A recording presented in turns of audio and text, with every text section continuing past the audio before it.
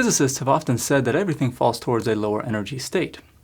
Things are more stable when they are functioning in an energy-efficient way. What I think is more interesting is not the fact that things fall towards a lower energy state, but more so the patterns you find when you look at how they fall into a lower energy state. So if we glance back in the history of our universe, during the initial phases, the main reason that individual atoms started bonding with each other was because many of them were unstable by themselves. Instability from an atom means possibly losing a particle and becoming a different kind of atom altogether, or at least a different isotope of itself. So by grouping up for the sake of stability, atoms inadvertently gave rise to something large and different than themselves. This is how matter was created. I say different because matter doesn't behave like atoms do. Atoms don't bounce, bend, melt, freeze, or make noise, or whatever, but material does that, and plenty more. Then out of matter formed single-celled organisms. These single-celled organisms individually had to consume energy-dense substances, escape from threats, fight against other single-celled organisms and microscopic life forms, and so on. If cells are alone, they have to spend more energy and time to stay alive, and are more prone to die. As a multicellular organism, these cells inside can be protected and save energy by doing only one task to serve the whole. So cells specialize to serve various functions like being skin cells, bone cells, blood cells, heart cells, brain cells, and so on. And in doing so, they inadvertently gave rise to something different on a larger scale. And so that's why we are here now as conscious, feeling, thinking animals. Now, we humans used to have to individually have to hunt, gather, build shelter, make fire, craft tools and weapons, fight off threats, and so on. But today we are specialized in one discipline and have that career for much of our lives, basically. And we work in a giant group most of the time called companies, and we seem to be doing this just for the same reason as cells and atoms grouped up, which is, again, for stability. For us, it's financial stability and health insurance and modern comforts and streamlined progress and so on. And, easier, faster. So this idea that physicists put forth, saying that everything tends towards a lower energy state, seems to be true not just for inanimate physical matter, but also for us humans. Which is strange because we are supposed to have free will and be as random as can be. But it looks like the very choices we each personally make just so happens to move us in the same direction of, falling towards a lower energy state, a more energy efficient, way of doing things. On a different note, it's kind of interesting how when you bring together a bunch of some kind of thing with specific properties, will on a large scale create a whole new thing that behaves entirely differently and has different properties than the parts that make it up. It's as if every time things assemble and we scale up, there is a paradigm shift. So atoms alone behave according to the laws of quantum mechanics, but together their net effect results in the new paradigm called physical matter, which unlocks, completely new possibilities. And one of those possibilities was the formation of single-celled organisms.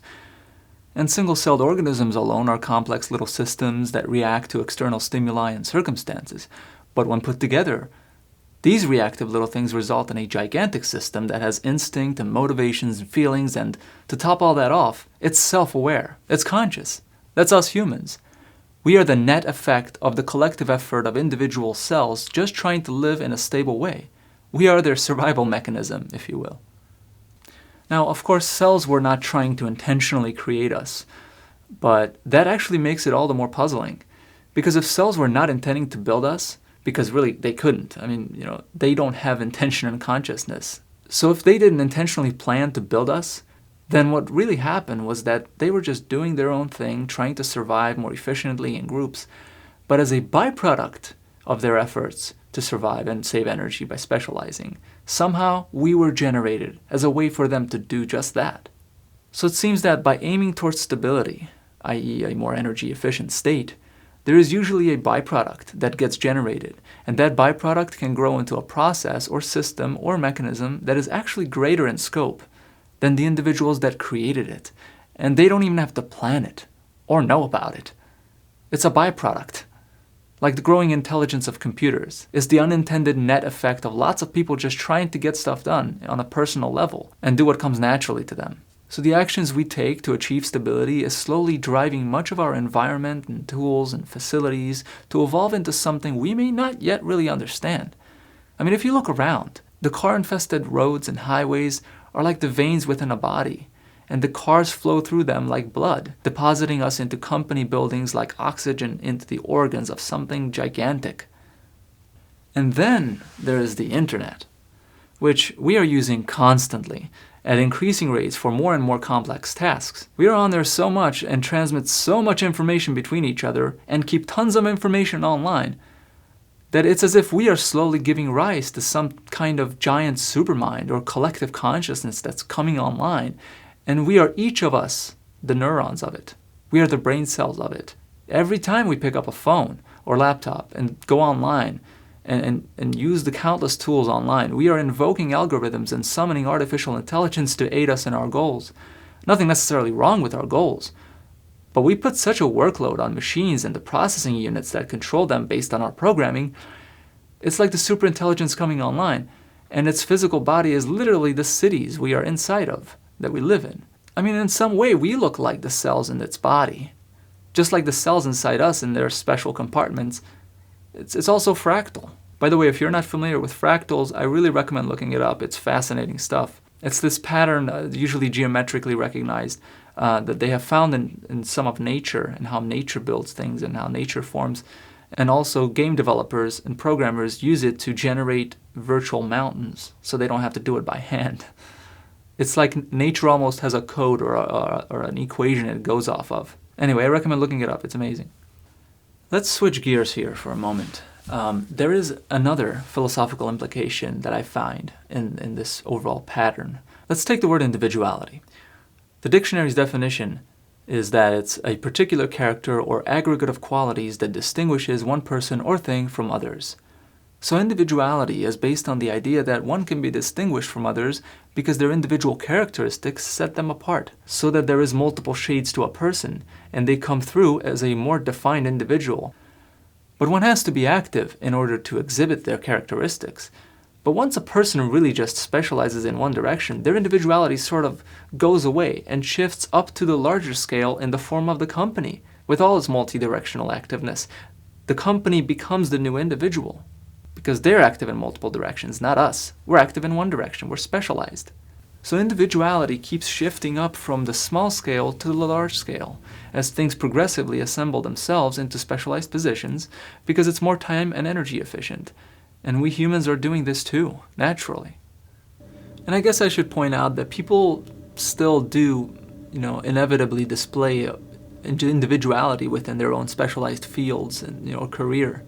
So it's not like our individuality and uniqueness or humanity is like completely gone or something. I just think that specialization is the same as funneling who we are into one direction rather than being spread out. For example, we are increasingly using more of our brains daily than our bodies. We are kind of leaving our bodies ignored because of how exciting technology and innovation is. I don't know what it all means, but I think there is possibly something to be said about the lack of wholesomeness in our lifestyles, the lack of stimulation. We get stimulated from such narrow, specific areas of life, and then really not that much from the other areas. I think this perhaps occurs because we are listening to our loudest impulses, our loudest desires and needs, such as survival, and stability and things like that.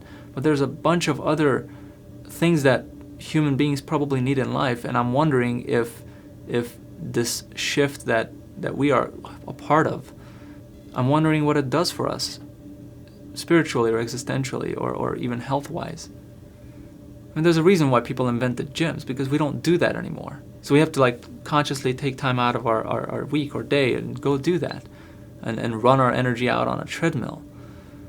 We used to have to hunt to do that. That used to be integrated, without us even thinking about it, used to be integrated in our lifestyles because we had to get things done physically. But that's just my sort of narrative of it. I also find technology fascinating, and I'm really excited about what AI can do. It's creepy, but it's also exciting. So anyway, that was fun. We should do it again sometime. Take care.